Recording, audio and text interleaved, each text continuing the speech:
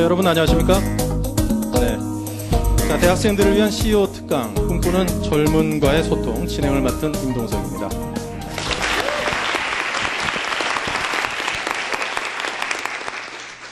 네, 저희 꿈꾸는 젊은과의 소통은 늘 여러 대학생분들께서 만나고 싶어하는, 또 이야기를 듣고 싶어하는 국내 최고의 CEO분들을 모시고 항상 여러분께 앞으로 나아갈 길을 선택하고 또 여러분들께서 글로벌 CEO로 성장하는 데 꼭 필요한 그런 경영 철학 및 노하우들을 들어보는 아주 값진 시간입니다. 자, 오늘은요, 국내 바이오 기업을 대표하는 또 이 세계적인 경쟁력을 가진 종합생명공학 회사이죠. 자, 셀트리온을 맨손으로 일궈내시고 또 지금까지 성장시키고 앞으로는 더욱더 획기적으로 발전시킬 서정진 회장님을 모시고 여러분께 아주 값진 이야기를 들려드리도록 하겠습니다. 자, 그럼 이 서정진 회장님에 관한 스토리 먼저 화면으로 만나보겠습니다. 인명중시 및 질병 치료를 최우선으로 생각하는 대한민국 대표 바이오 기업 셀트리온. 단백질 의약품 개발 및 생산을 위한 기반 기술과 미국 FDA 인증 설비 확보를 통해 국내뿐 아니라 세계적인 경쟁력의 종합 생명공학 회사로 성장한 셀트리온. 그 중심에는 서정진 회장이 있습니다. 건국대학교 산업공학과 졸업, 2002년 주식회사 셀트리온 설립. 창업 5년 만인 2007년 635억 원의 매출을 올리며 바이오시밀러 시장의 다크호스로 우뚝 서게 됩니다. 2009년 1월 셀트리온 제약의 회장으로도 취임. 모회사인 셀트리온과의 합병을 통해 사업 다각화는 물론 글로벌 제약회사로 발전해 나가는 회사 시총 1위의 셀트리온을 이끌고 있는 서정진 회장은 2010년 서울경제가 선정한 존경받는 기업인 최우수상을 수상하게 되는데요. 한국형 바이오 기업의 시초, 변화를 선도하는 기업 셀트리온. 오늘 대학생들을 위한 CEO 특강, 꿈꾸는 젊은가의 소통에서는 대한민국 대표 바이오 기업 셀트리온의 서정진 회장을 만나봅니다. 네, 서정진 회장님을 화면을 통해서 먼저 만나봤습니다. 올해는 이 셀트리온이 창업한 지 10주년이 되는 해라고 합니다. 그런데 저는 사실 이 셀트리온이라는 기업을 굉장히 좀 오래전에 이야기를 들었습니다. 제 주변에 인천 쪽에 계시는 그 분들이 여러 분 계셨는데요. 그분들이 셀트리온이라는 기업이 새로 생기고 이 바이오 업계 사업을 하는 회사가 생기는데 그 회사에 투자를 해서 주식을 샀다라고 이야기를 하시더라고요. 저는 좀 들어본 적도 없고 그때만 해도 이제 주식수라든가 자본금 이런 거 저런 걸 계산해 보니까 그 시가총액이란 게 너무 엄청나게 제 기준으로는 너무 크다 싶은 생각이 들더라고요. 그래서 제가 투자 좀 잘못하신 거 아닙니까? 라는 말씀을 드렸는데 믿고 지금까지 갖고 오신 분들이 셀트리온에 투자한 덕분에 아주 큰 부를 쌓고 계십니다. 제가 이 자리를 빌어서 먼저 서정진 회장님께 그때 좀 부정적인 의견을 전해드린 걸 사과를 꼭 드리고 싶습니다. 저도 좀 투자했으면 좋았을 텐데요. 예. 자, 이렇게나 그 많은 사람들이 저런 기업이 과연 될 수 있는 것일까? 우리나라에서. 과연 저런 기업이 성장해서 앞으로 꾸준히 발전해 나갈 수 있을 것인가? 많은 분들께서 굉장히 큰 우려도 하고 의욕 어린 눈길로 쳐다봤던 게 사실입니다. 하지만 이 불굴의 의지로 닥쳐오는 수많은 위기를 아주 슬기롭게 이겨내시고 지금까지의 셀트리온을 성장을 시켜내신 서정진 회장님. 아마도 여러분께 들려드릴 이야기가 상당히 많을 겁니다. 자, 단상위로 모셔서 값진 이야기를 들어보겠습니다. 큰 박수로 맞아주십시오.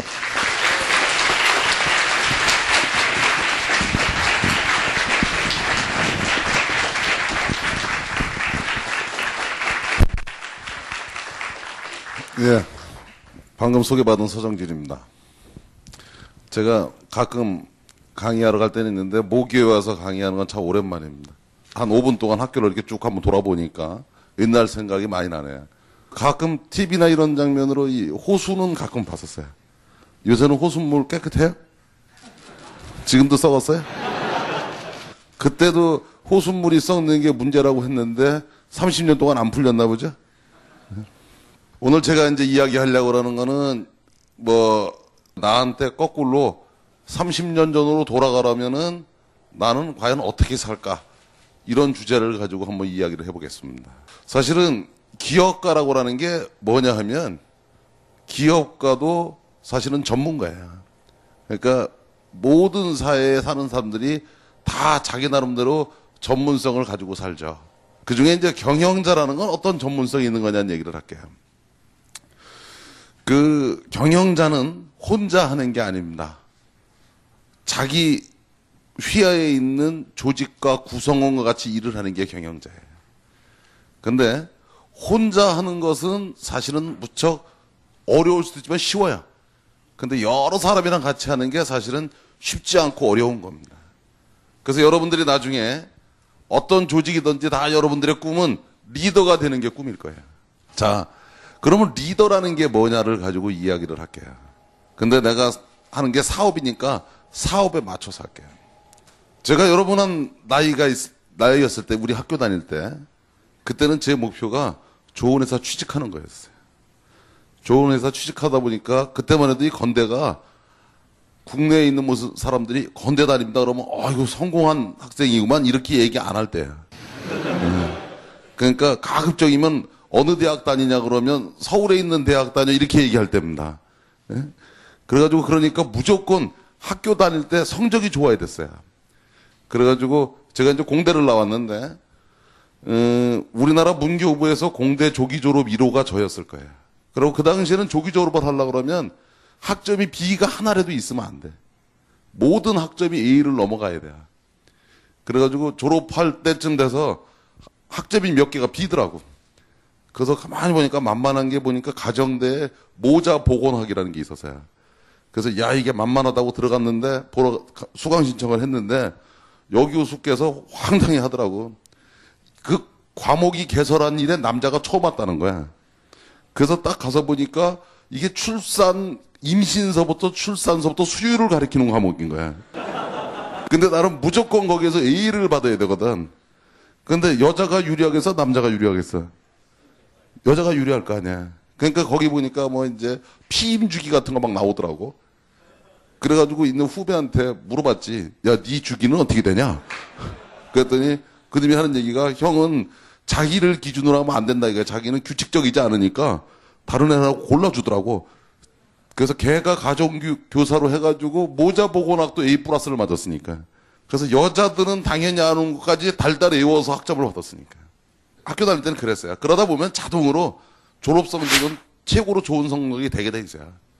그래가지고서 이제 직장 생활을 할 때 처음에 몇 개 회사가 됐었어요. 근데 가장 서울에서 가까운 데가 보니까 삼성그룹이더라고요. 그래서 이제 삼성그룹으로 입사를 했다가 그 다음에 우연한 기회에 생산성본부라는 데로 옮겼다가 우연한 기회에 또 대우그룹으로 스카웃이 됐어요. 그래서 제가 대우에 32살에 갔는데 32살에 임원이 됐어요. 그러니까 우리나라에서 대기업체 최연소 임원을 했어요. 그동안도 그래서 대우에서 11년을 임원 생활을 했었는데 제가 직장 생활할 때 기억나는 거는 뭐냐면 똑똑한 척하는 경진대에 나가면 제가 금메달 감이었을 거야. 똑똑한 척하는 거는. 그러고 시험 보는 거에서는 무조건 금메달 감이었을 거예요. 그러다 보니까 많은 사람들한테 똑똑하다 소리는 들었어요. 그리고 뭐 프레젠테이션을 하나 해도 남들보다 요점만 정확하게 탁탁탁 찍어서 하는 그런 능력이 있었어요. 그러니까 사실 어떻게 보면 생존하기 위해서 그렇게 하는 거였죠. 근데 왜 제가 서두를 이렇게 끄냐? 뭐 잘난 척 하려고 끄는 게 아니라 여러분들한테 제가 30년으로 돌아가면 뭔 얘기를 하겠느냐 하는 얘기를 끌어내려고 합니다. 그때는 제가 젊었을 때는 어릴 때라고 그랬지. 보는 거 맞겠죠? 실력 있고 똑똑한 게 목표였고 그러면 성공하는 건 줄 알았어요. 그러다가 이제 대우가 잘못돼서 대우그룹을 그만두게 됐는데 그때만 해도 내가 뭘 잘못했는지를 느끼지 못하고 있었어요. 그러다가 뒤에 할 얘기를 밑으로 앞으로 딱 당겨서 하면 우연히 사업을 시작했는데 사업을 시작하면서 몇 년 동안 해보니까 아무리 해도 안 되는 거야. 그러니까 나도 똑똑한 사람 경진대에 나오면 금메달감이라고 그랬잖아. 그러니까 기획도 잘했고 전략도 잘 짰고 하우투도 잘 선택했는데 아무리 해도 안 되는 거야. 그러다가 이제 어느 날 내가 가만히 생각해 보니까 사실은 내 능력이 대단한 줄 알았는데 그 내 능력이 대단한 게 아니라는 걸 우연한 기회에 알았어요. 그러면서 제가 인생 사는 방식을 좀 바꿨어요. 그런데 재미난 거는 그 어려웠던 일들이 그때부터 풀려나가기 시작하더라고요. 자, 뒤에 할 얘기를 앞으로 당겼다고 했는데 그러면 다시 좀 풀어서 얘기하고 본래 얘기로 돌아가겠습니다. 여러분 다 젊은 학생들이죠. 여러분들은 지금 이제 본업이 공부하시고 실력 쌓는 거예요. 그건 당연한 겁니다. 그건데 여러분들이 나중에 성공하는데 영어 잘하고 학교 성적 좋고 책 많이 읽고 똑똑한 거는 필요 조건인데도 필요 충분 조건이 되잖아요. 그래서 진짜 여러분들한테 중요한 거는 지금 그 당연한 필요 조건을 하는 거는 당연한 얘기고 충분 조건을 하나 더 하셔야 돼요. 그게 바로 뭐냐면 남들이 좋아하는 사람이 되도록 이 학창 생활을 하셔야 돼요. 그리고 그 연장선에서 사회생활을 하셔야지 성공할 수 있어요. 그럼 제가 큰 화두를 그렇게 던졌어요. 그러면 왜 이런 얘기를 하는가를 이야기할게요. 그래서 원래는 사실은 저도 사업가가 되는 게 꿈이지는 않았었어요. 회사가 잘못돼서 경영 책임을 져야 할 때가 돼서 임원들이 대거 나갑니다. 그때 저도 경영 책임을 지고 이제 나왔는데 그게 99년 12월 31일이에요. 그래서 12월 31일 날 이제 직장 생활을 그만뒀는데 사실은 내가 이 백수가 돼 보니까 그때가 처음 백수가 돼 본 거야. 그만두고 나 보니까 사실은 친가한테서는 백수가 돼도 연락이 안 와요. 근데 처가에서 다 연락이 오더라고. 오는데 첫 마디는 고생했다고 해. 그러다가 끝마디는 뭐 할 거냐고 물어보더라고. 그거 가봐요. 처남이 전화해, 처형이 전화해, 장모님이 전화해, 뭐 그러면서 그렇게 한 3일 시달리니까 나도 모르게 뭔 얘기를 하게 되냐면 조만간에 뭐를 하겠다고 얘기를 하게 되더라고. 그랬더니 다 뭐라 하자면은 당신은 그럴 줄 알았다고 와이프가 제일 먼저 좋아하고 처갓집 식구들이 역시 서서방은 해낼 줄 알았다고 라는 거야. 그러니까 이게 백수도 가족의 협조 없이는 안 되더라고요. 이게. 그래서 뭔가를 해야 되겠다고 생각을 그때 했었어요.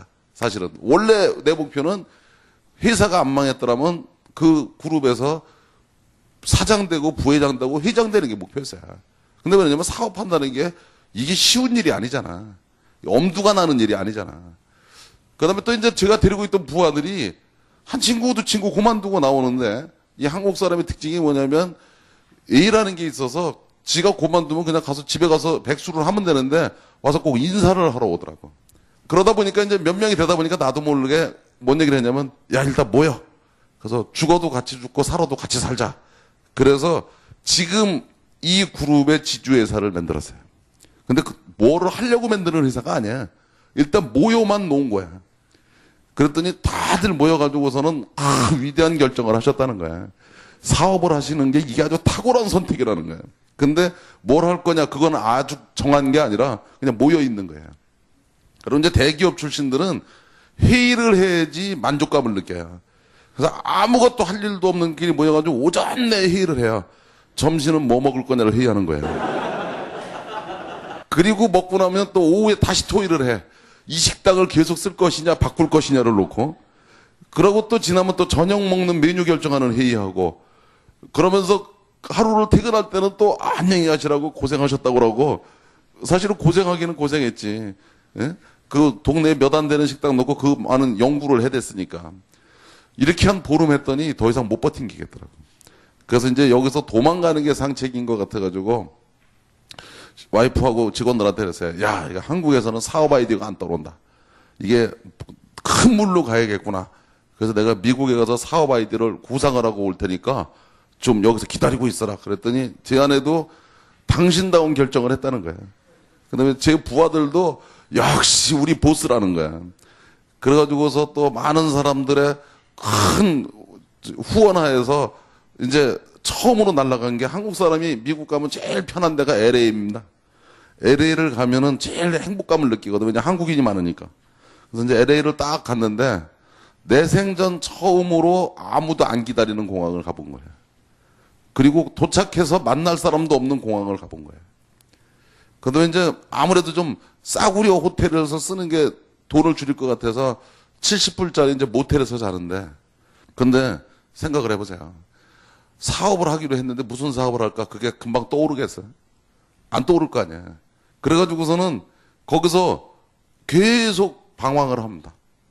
그러니까 제가 보면 무엇을 했으면 좋겠냐를 정하는데 저도 1년쯤 걸렸어요. 근데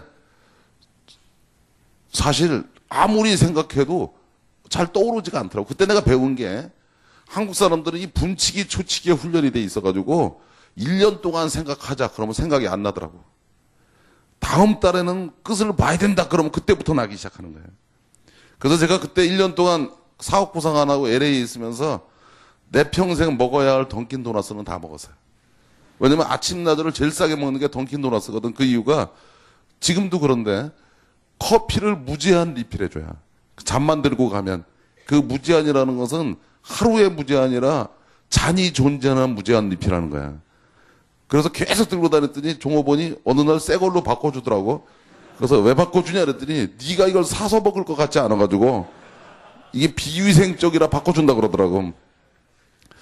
사실은 내가 농담 삼아 웃으면서 했는데 1년 동안 내 부하들을 데리고 나는 무엇을 해야 되냐를 놓고 고민을 하면서 내가 배운 게 바로 뭐냐면 사실은 절박해야지 아이디어가 나오는 거더라고요. 그래서 항상 보면 무엇을 하려고 그러면 자기가 절실히 느껴야 되는 거야.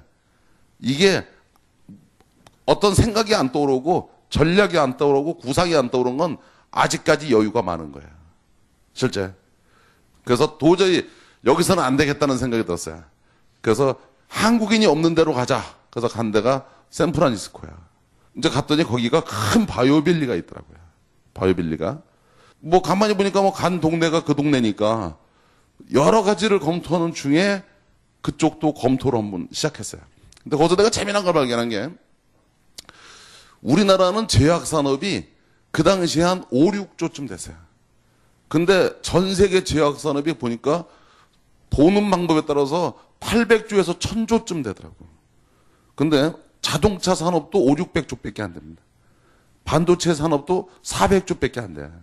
그래서 그때 내가 배운 게, 알은 게, 야, 제약 산업이 이렇게 큰 산업이구나 하는 걸 알았어요. 그래서 쭉 분석을 해놓고 보니까 재미난 거 4가지를 발견했어요. 뭐냐면, 세계 시장이 1000조다. 지금, 현재도 전 세계에서 가장 큰 산업은 헬스케어 산업입니다.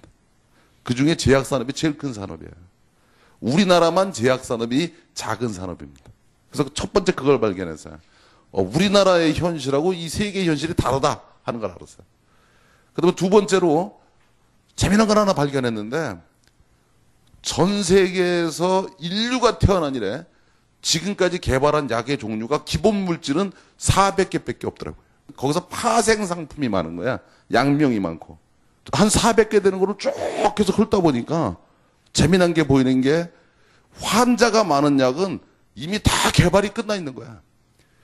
그 다음에 앞으로 모든 회사들이 앞으로 하겠다는 약을 보니까 다 환자가 작은 거야. 그렇다고 치면 저 신약들은 개발될 확률이 극히 작겠다.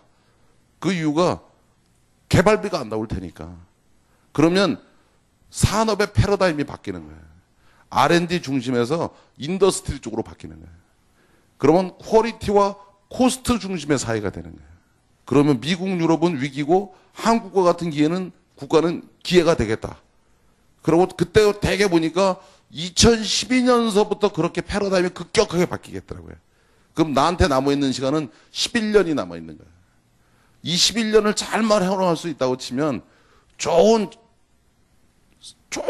하나의 결과물을 만들 수 있겠다는 생각이 들었는데, 그런데 문제는 바로 뭐냐면 나는 자동차 하던 사람인데 자동차 하던 사람 눈에는 그게 보이는데 진짜 그거를 전문적으로 하는 사람 눈에는 안 보이는 거야. 그래서 여러 사람들하고 간헐적으로도 물어보고 여러 가지 고민을 하다가 내린 결론이 뭐냐면 이제 내 생각이 맞았냐 틀렸냐를 확인해 보고 싶더라고. 그러니까 틀렸다 그러면 할 수 없는 거고 맞았다 그러면 대단한 기회일 테니까.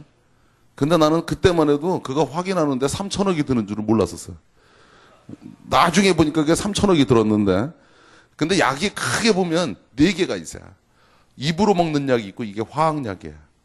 주사로 먹는 게 종류가 3가지가 있는데 하나는 호르몬하고 효소들이 있어요.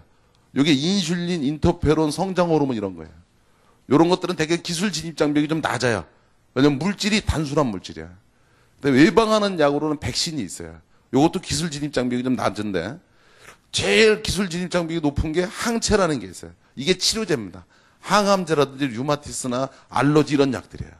이런 걸 보고 안티바디라고도 하고 의사들은 표적 치료제라고 하고 그다음에 이제 항체라고 하는데 이게 기술 진입 장벽이 제일 높아. 근데 나한테 11년이라는 시간이 어차피 있으니까 11년이라는 시간을 활용을 해가지고서는 준비하려면 진입 장벽이 높은 것부터 해야 될 거 아니야. 이거를 할 수 있으면 진입 장벽 낮은 거를 다 할 수 있을 테니까. 근데 바로 뭐냐면은 가만히 보니까 저쪽을 했으면 좋겠는데 한국은 그때 이쪽 산업이 불모지였어요. 아는 사람도 없었고 그거를 기술을 가지고 있는 사람도 없었어. 근데 미국에서 그쪽 항체가 제일 발달된 회사가 제넨텍이라는 회사가 있었는데 이게 이제 지금은 로시에 합병이 됐어요. 그 회사에서 가만히 저 회사를 어떻게 공격을 할까 보니까 에이즈 백신이라는 그런 약을 개발하고 있더라고요. 그러니까 에이즈 백신, 에이즈가 무슨 병인지 알지? 네?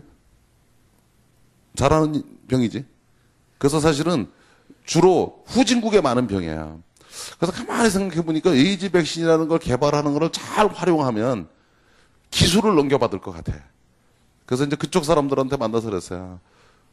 나 같으면 그런 약은 개발을 안 하겠다. 그래서 왜 그러냐 그래서 주로 못 사는 사람한테 팔아야 되는데 원래 이 항체는 주사 한 번 인젝션 하는데 150만 원에서 200만 원 받습니다. 근데 에이즈 백신 같은 것들은 주사 한 방에 2만 원, 3만 원 받아야 되거든요. 아프리카에 가가지고서는 야 에이즈 백신을 200만 원에 맞아라. 2번 죽이는 거지, 그치? 그렇잖아. 죽고 말지, 그렇지? 죽고 말 거 아니야. 예? 그래서 내렸지. 야, 이 멍청하게 이런 거를 왜 개발을 했냐. 이게 만약에 성공을 했는데 경제성이 안 맞아서 약을 안 만들어버리면 비도덕적인 기업이 되고 이걸 만들어버리면 150만 원짜리를 못 만들잖아. 그지? 그러면 당신은 엄청난 리스크가 있는 거다. 그래서 그런 것들을 니네 나라에서 하지 말고 한국 같은 나라로 옮겨라. 그러면서 기술을 이전을 해주면 내가 의무적으로 만들어 줄게. 그때는 뭐 사실 아무것도 없을 테니까 약속은 막 할 때야. 그렇잖아. 한국 사람의 특징이 일단 가보고 나중에 삼수갑산을 가는 한 있어도. 예? 그랬더니 사실은 듣고 보니까 그것도 상당히 일리가 있었던 것 같아요. 그래서 그것이 계기가 돼가지고 기술 이전을 하는 프로젝트를 한국으로 넘겨줍니다. 이게 제가 이 사업을 하게 된 계기예요. 사실은 그때만 해도 지금 돌이켜서 생각하면 무식한 사람이 용감하다는 말은 진짜 맞는 거야. 그러니까 그거 뭘 좀 알았으면 집어볼 곳도 많았을 텐데 그냥 내가 보는 길이 맞다고 생각해서 뚜벅뚜벅 그 길을 왔으니까. 근데 또 불행하게 그놈의 제품이 임상을 했는데 이게 백인한테는 안 듣는 거야. 흑인한테만 듣고. 그러니까 돈 주고 살 사람은 효능이 없고 돈 없는 사람한테만 효능이 있는 거야. 그러니까 이건 상품이 될 리가 없잖아. 그래가지고서는 그 제품이 드롭이 됩니다. 물론 그게 목표는 아니었으니까 기술을 이전하기 위한 수단이었지만 그렇지만 그러다 보니까 동조자들이 많이 없어질 거 아니야. 동조자들이. 그러다 보니까 한 3천억 정도를 투자를 해야 되는데 내가 내 생각에 만났더니 3천억이 필요하다 그랬잖아. 근데 처음에 기획을 하기는 1,300억으로 기획을 했어요. 근데 1,700억이 틀리는 거야. 그러고 나니까 많은 사람이 계속 투자를 해줘야 되는데 투자를 해주는 사람들이 이제 점점 없어질 거 아니야. 그때 이제 제가 제일 무서웠던 게 은행 문 여는 시간이었어요. 은행 문 여는 시간이 뭐냐면 직원들 봉급 줘야죠. 계속 투자한 자금 그 벤더들한테 갚아줘야지. 예? 근데 사람이 극도로 어려워지면은 재미난 걸 하게 돼요. 이거 도망을 가고 싶어요. 포기하는 방법이 이 세상을 떠나면 되는 거 아니야, 그지? 그래서 이제 내가 그때 이렇게 해보니까 이 자살하는 사람들이 제일 먼저 하는 게 뭐냐면 날짜를 잡아요. 그러니까 1일 날 아니면 15일 날 아니면 30일 날을 잡거든. 그러니까 22일 날 죽은 사람은 얼떨결에 죽은 사람이야. 자살하면서 암기하기 어려운 날 잡는 사람이 없어요. 그래서 이제 나를 잡아놓고 이제 이렇게 죽으려고 하면 사람들이 유언을 하잖아. 근데 해보니까 유언이 무진장 힘든 겁니다. 유언을 했는데 알아듣는 놈이 아무도 없는 거야. 애들을 불러다 놓고서는 이제 유언을 했는데 유언을 눈치채게 하면 안 되잖아. 그래서 야, 그동안 니네가 어땠고 너 엄마 말 잘 들어야 되고 그러니까 애들이 딱 한마디 하더라고.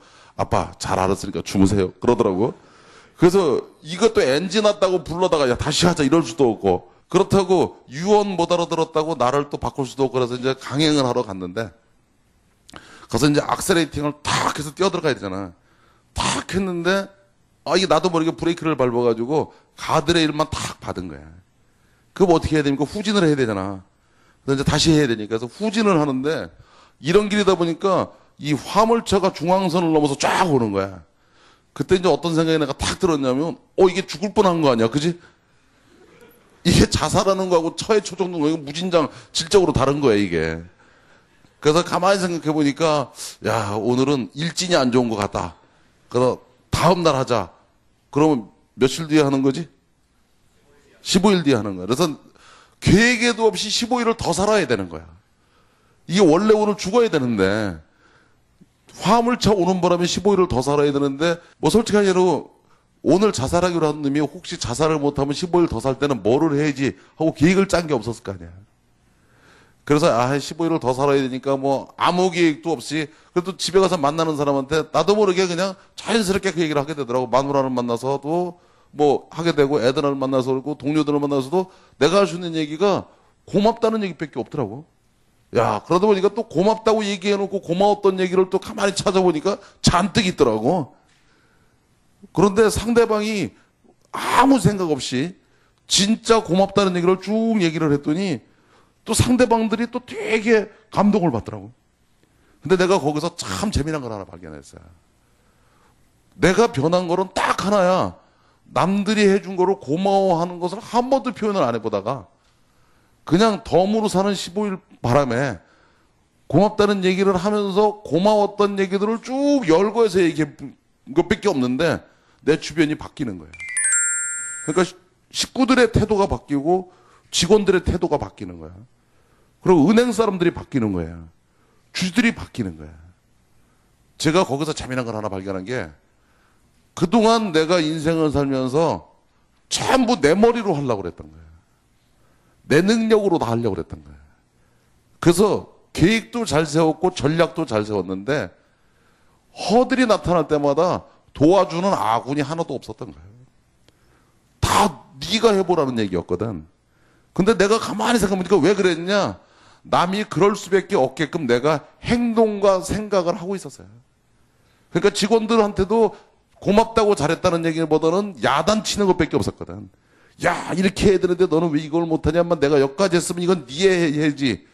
그 다음에 그때 내 얘기는 틀린 얘기가 아니었어요.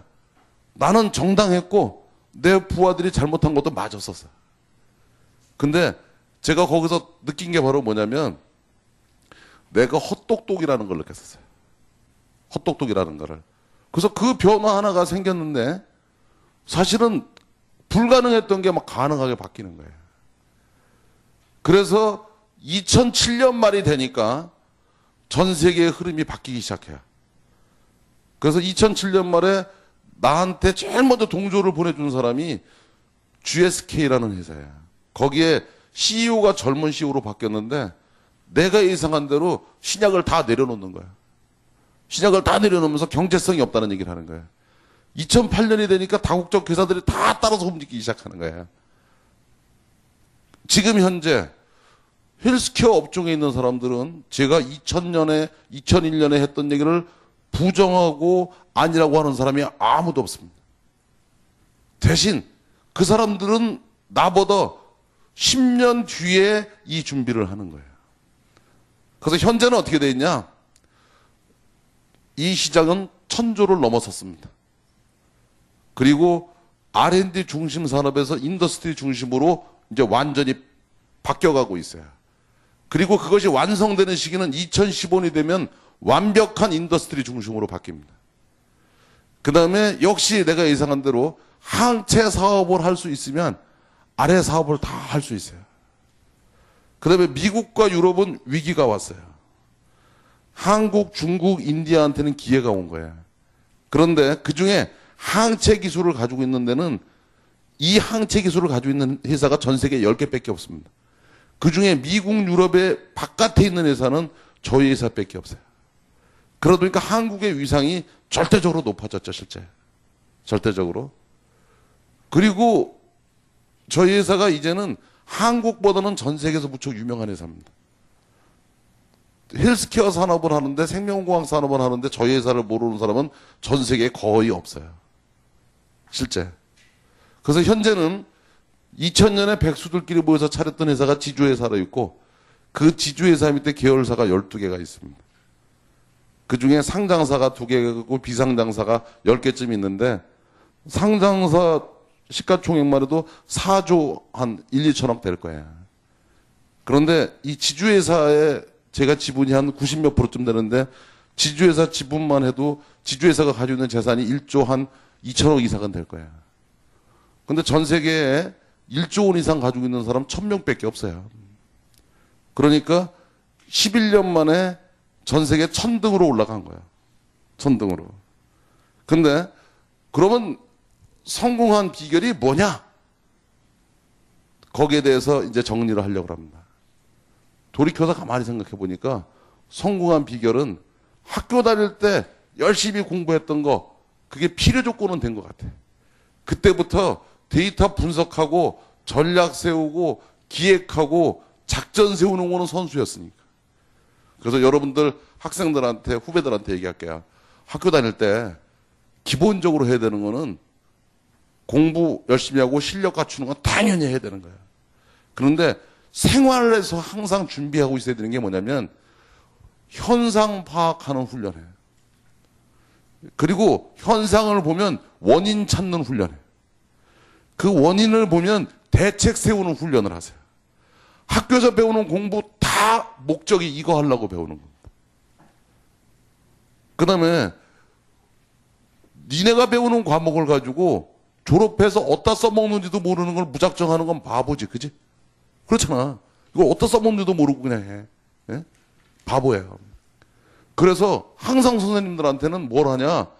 이거 왜 배웁니까? 하는 걸 물어보는 거야. 그리고 선생님들한테는 가르치기 전에 왜 가르치는지 가르쳐달라고 그러세요. 어디다 써먹는지는 알고는 해야 될 거 아니야. 그래서 학교 다닐 때 실력과 능력은 기본적으로 갖추셔야 됩니다. 그런데 내가 살아보니까 아까 리더가 되고 싶다 그랬잖아. 실력과 능력만 가지고 있는 친구는 리더가 절대 될 수 없어요. 시작은 할 수 있어도 마무리를 할 수가 없어요. 구상은 할 수 있는데 성공을 시킬 수가 없어요. 성공을 시키려면 뭐냐?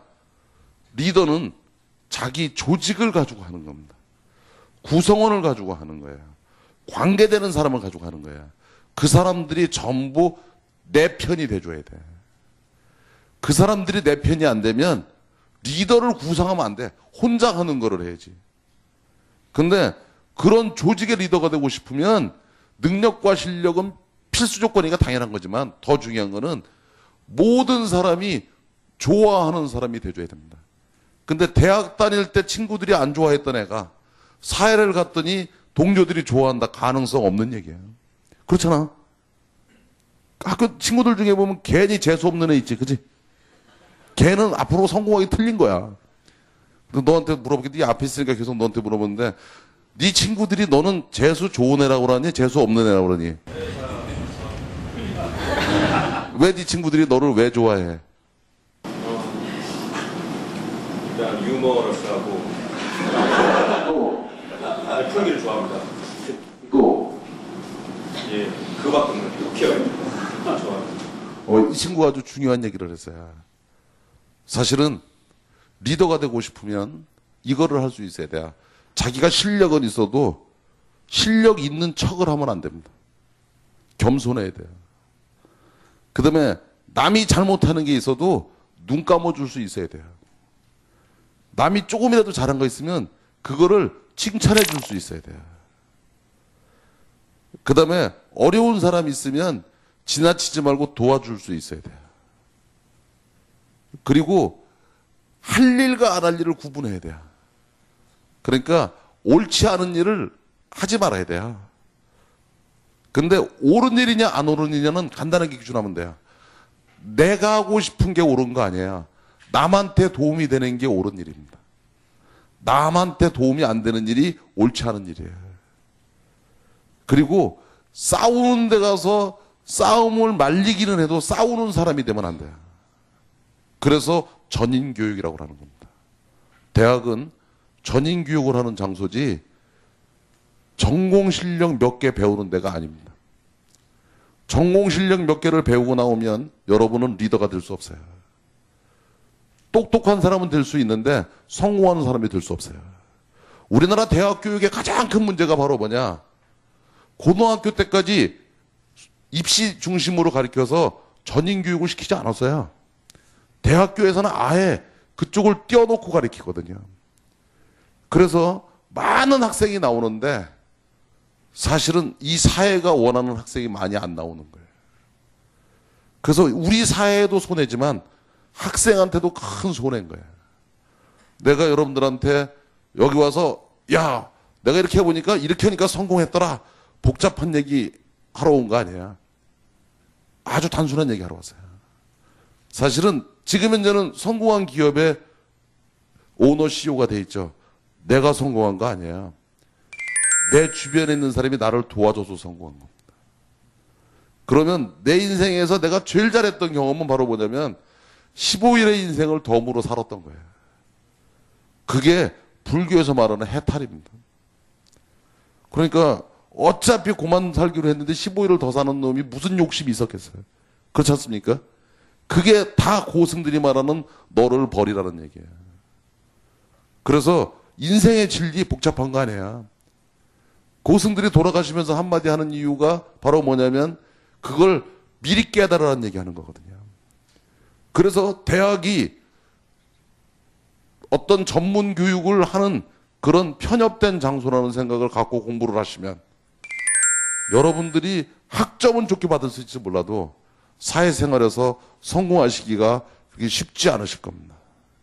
진짜 기업가는 바로 뭐냐면 모든 사람들이 따를 수 있는 사람들이에요. 따를 수 있게끔 하려고 그러면 따를 짓을 해야 돼요. 그리고 그것은 사회에 나와서 사업하겠다는 때부터 하는 거 아닙니다. 어려서부터 그 훈련이 되어 있는 사람들이에요. 그래서 내 후배들 중에서 그런 준비된 학생이 많이 나오기를 바랍니다. 그래서 학교 다닐 때는 그런 준비를 하시고요.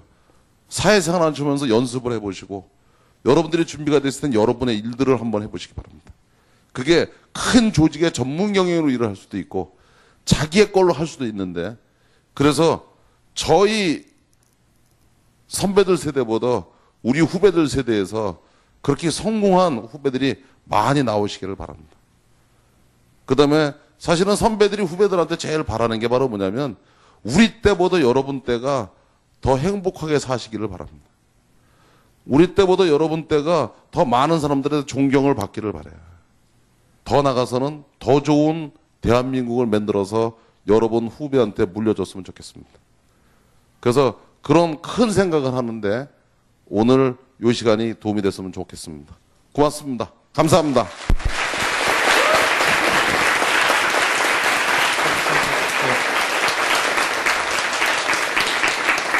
네, 서정진 회장님의 강의 잘 들으셨어요?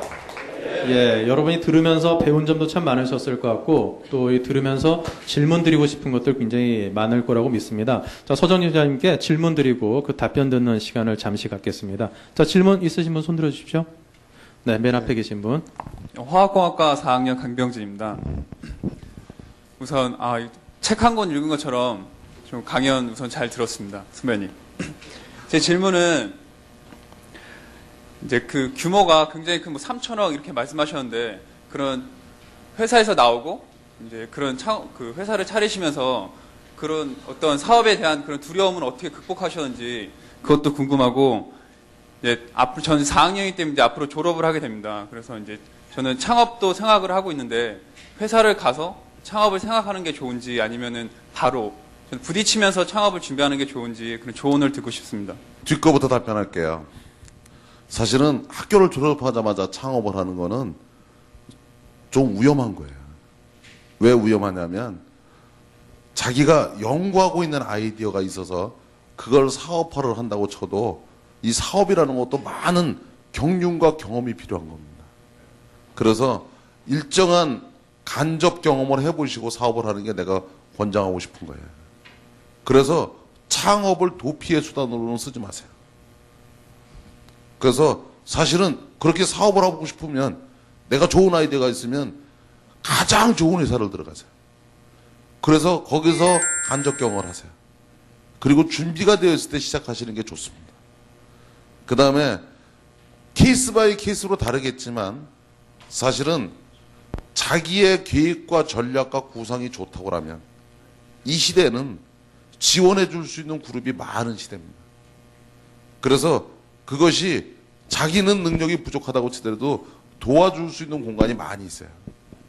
그래서 여러분들이 지금 미래를 보면서 기획했던 상품이 얼마의 밸류가 있는 거냐 하는 부위가 킵니다. 그래서 내가 후배들한테 부탁하고 싶은 것은 사실 저희 회사도 생명공학을 전공하는 학생들이 제일 오고 싶어하는 회사입니다. 그러니까 무척 경쟁률이 높을 거 아니에요. 그래서 보면 입사 면접하다 보면 회사를 삼수사수하는 사람도 있어요. 그래서 너는 도대체 몇 번째 왔냐 그러면 지금 면접 4번째입니다. 그러면 뭐냐면 우선 조그만 회사 갔다가 틈만 나면 여기에 시험 보러 온다는 거예요. 실제. 그러면 그 회사에 다니는 3년 동안 너는 뭘 했니? 그러면 회사 다니면서 이 회사 오는 입사 시험 공부했다는 거예요. 실제. 근데 그럴 때마다 내가 그 친구한테 그 얘기를 해요. 이제는 포기해라. 네가 하고 있는 데에서 최선을 다해라. 그런 얘기를 하는데 사실 젊은 친구들이 취업 안 되니까 대학원 가는 사람. 그 다음에 사실 대학원은요, 취업이 안 돼서 가는 데가 아니에요. 자기는 한 분야를 깊이 파고 싶어서 가는 거야. 그래서 창업도 도피의 수단은 안 되게 해라. 하는 얘기입니다. 그리고 진짜 창업하고 싶으면 대학교 졸업해서 창업하는 건 확률이 무척 낮습니다. 그렇게 그런 뜻이 있으면 진짜 내가 이 계획을 실현시키기 위해서 어느 회사에서 훈련을 쌓으면 좋은지 그 대상 회사 중에 제일 좋은 회사를 가세요. 알았지? 그 다음에 아이 뭐 별거야. 부딪히다 보면 다 열리게 돼 있는 건데. 알았지? 또요? 네, 또 다른 질문하실 분? 네. 안녕하십니까. 경영학과의 박창규입니다. 무엇보다도 좋은 말씀 너무나 감사드립니다. 저는 2007년 말쯤에 셀트리온에 대해서 먼저 얘기를 듣고서 투자를 고려하다가 그 당시 채권자들로부터 만기를 연장했다는 소식을 듣고서 투자를 상당히 미루게 되었습니다. 근데 오늘 말씀을 통해서 그 가운데 많이 숨겨진 사연과 그리고 많은 깨달음이 있었다는 건 느끼게 된 좋은 시간이었습니다. 항상 질문 드리고 싶은 부분은 이렇게 12년 동안이나 본인이 생각하셨던 맞는 길을 선택하시고 전진하셨던 부분이신데 거기에 갈 수 있었던 자기 관리라든가 또는 자기 관리의 모델이 되었던 대상이 있으시다면 한번 답변해 주셨으면 좋겠습니다. 그 질문들 되게 어려운 것만 하네. 사실은 저는 삼성그룹을 만든 이병철 회장을 존경합니다. 그분이 썼던 말 중에 두 마디 때문에 존경하는데 인재제일과 사업보국이라는 말을 좋아합니다. 기업은 사람이에요. 기업의 가장 중요한 자산은 사람입니다. 근데 그 사람이 왜 중요하냐? 그 사람이 무한의 능력을 발휘하게 하는 게 경영자의 능력이니까요. 그래서 지금 현재 저희 회사가 그렇게 열심히 직원들이 노력해줘서 현재는 대한민국에서 처우가 제일 좋은 회사일 겁니다.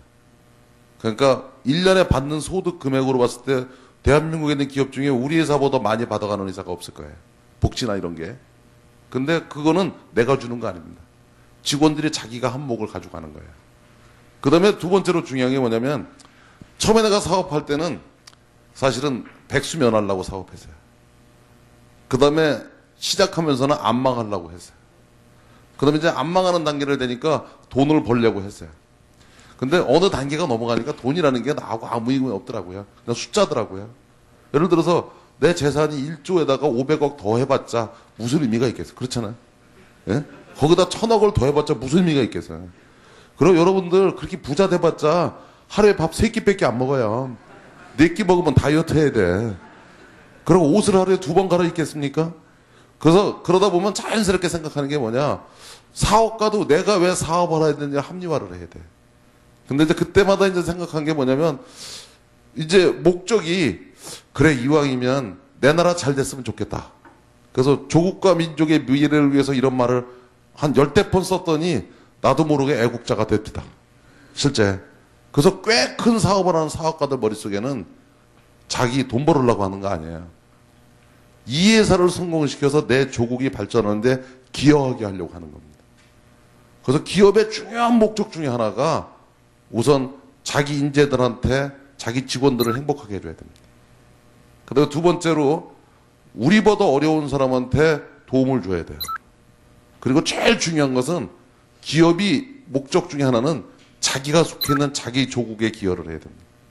질문에 답변이 됐어요? 예, 자, 끝 질문 어떤 분께서 하시겠습니까? 네, 안녕하십니까. 저는 경영학과 2학년 오용재라고 합니다. 저기 강의 잘 좋은 말씀 감사드리고요.